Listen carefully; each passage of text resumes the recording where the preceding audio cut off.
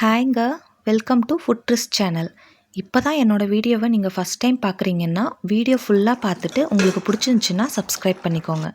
இன்றைக்கி நம்ம சுண்டைக்காய் வச்சு சுண்டைக்காய் புளிக்குழம்பு எப்படி பண்ணுறதுன்னு பார்க்கலாம். நான் 1 கப் சுண்டைக்காய் எடுத்திருக்கேன். நான் எடுத்து வச்சுருக்க சுண்டைக்காய் எல்லாத்துலேயும் 1க்கு 2 தட்டி கழுவி வச்சுருக்கேன். இந்த சுண்டைக்காயில் இவ்வளோ ஹெல்த் பெனிஃபிட்ஸ் இருக்குதுன்னு எனக்கு ஃபஸ்ட் ஸ்டார்டிங்கில் சுத்தமாக தெரியாதுங்க. கொஞ்ச நாள் போக போக தான் எனக்கு நிறைய பேர் சொல்ல எனக்கு வந்துட்டு இதில் இவ்வளோ ஹெல்த் பெனிஃபிட்ஸ் இருக்குதுன்னு எனக்கு தெரியும். சுண்டைக்காயை டயபிட்டிஸ் இருக்கவங்களுக்கு தாராளமாக கொடுக்கலாம். அதே மாதிரி வந்து ரத்தத்தை சுத்தம் பண்ணுறக்கும் ரத்தம் வந்துட்டு அதிகம் பண்ணுறக்கும் இது ரொம்ப ஹெல்ப்ஃபுல்லாக இருக்கும். இந்த சுண்டைக்காயை சமைச்சு சாப்பிட்றப்போ இதோட கசப்பு கொஞ்சம் கூட சுத்தமாக தெரியவே தெரியாது, அவ்வளோ டேஸ்ட்டாக இருக்கும்.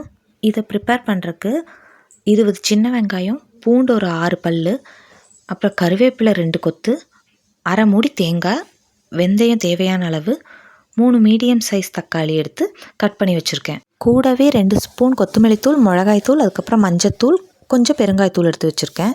இப்போது ஒரு கடாயில் நல்லெண்ணெய் ஊற்றிட்டு எண்ணெய் காஞ்சதும் 1 ஸ்பூன் வெந்தயம், 2 வரமிளகா, சின்ன சின்னதாக கட் பண்ணி வச்சுருக்க பூண்டு, அதுக்கப்புறம் வந்துட்டு சின்ன சின்னதாக கட் பண்ணி வச்சுருக்க சின்ன வெங்காயம், இது எல்லாத்தையும் சேர்த்துட்டு வதக்கி விட்டுக்கலாம். வெங்காயம் நல்லா வதங்குற அளவுக்கு நல்லா வதக்கி விட்டுக்கோங்க. நான் இப்போ காட்டுற மாதிரி வெங்காயம் நல்லா வதங்கி வரணும். அடுத்து நம்ம தட்டி கழுவி வச்சுருக்க சுண்டைக்காய் எல்லாத்துலேயும் அதில் ஆட் பண்ணிவிட்டு 1/2 ஸ்பூன் மஞ்சத்தூள், அதுக்கப்புறம் சுண்டைக்காய் நல்லா வேகறதுக்காக தேவையான அளவு கல்லுப்பு கொஞ்சம் நான் ஆட் பண்ணிக்கிறேன்.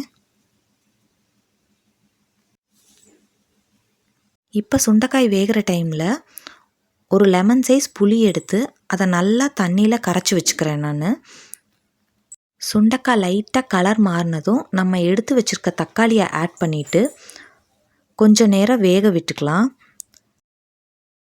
தக்காளி வேகிற டைம்லேயே நான் சைடில் வந்துட்டு அரை மூடி தேங்காய் எடுத்து வச்சுருக்கேன். அந்த தேங்காவை ஒரு மிக்ஸி ஜாரில் போட்டு கொஞ்சம் தண்ணி ஊற்றி நல்லா அரைச்சி வச்சுக்கிறேன். இப்போது தக்காளி வெந்ததும் அதில் நம்ம கரைச்சி வச்சுருக்க புளி கரைசலை ஊற்றிட்டு அதை நல்லா மிக்ஸ் பண்ணி விட்டுக்கலாம். புளி கரைசலும் நம்ம சுண்டைக்காயும் நல்லா மிக்ஸ் ஆன உடனே நம்ம எடுத்து வச்சுருக்க மசாலா தூளை ஒன்று ஒன்றா நம்ம ஆட் பண்ணிக்கலாம். ஃபஸ்ட்டு நான் எடுத்து வச்சுருக்க 2 ஸ்பூன் மல்லித்தூள் ஆட் பண்ணிக்கிறேன். அதுக்கப்புறம் கொஞ்சமாக எடுத்து வச்சுருக்க கருவேப்பிலையை ஆட் பண்ணிக்கிறேன். அதுக்கப்புறம் கொஞ்சம் பெருங்காயத்தூளை அது கூட ஆட் பண்ணிவிட்டு 1 ஸ்பூன் மிளகாய்த்தூளை வந்துட்டு நான் உள்ளே ஆட் பண்ணிட்டு நல்லா மிக்ஸ் பண்ணி விட்டுக்கிறேன்.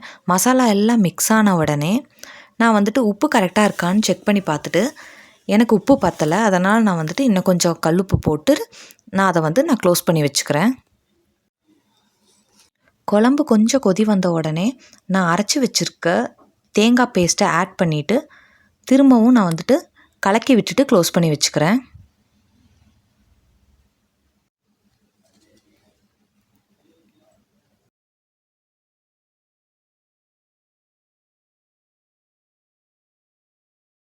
இப்போ நான் ஓப்பன் பண்ணி பார்க்குறேன், எண்ணெய்லாம் நல்லா பிரிஞ்சு வந்துருச்சு.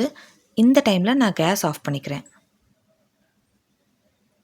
அவ்வளோதாங்க, சூப்பரான சுண்டைக்காய் புளிக்குழம்பு ரெடி.